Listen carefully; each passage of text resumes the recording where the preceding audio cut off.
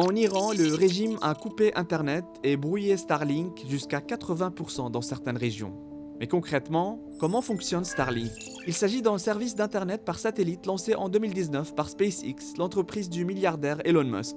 Aujourd'hui, il repose sur une constellation de plus de 12 000 satellites en orbite autour de la Terre. Contrairement à l'Internet traditionnel, Starlink ne dépend ni de la fibre optique, ni des antennes relais, ni des infrastructures au sol.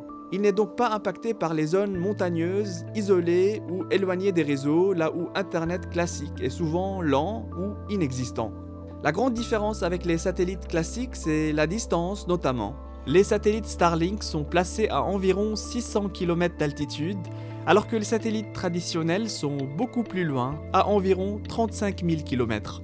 Résultat, une connexion plus rapide, plus stable et avec beaucoup moins de latence. Pour se connecter à Starlink, il faut un kit Starlink, une antenne satellite, un routeur, une alimentation électrique.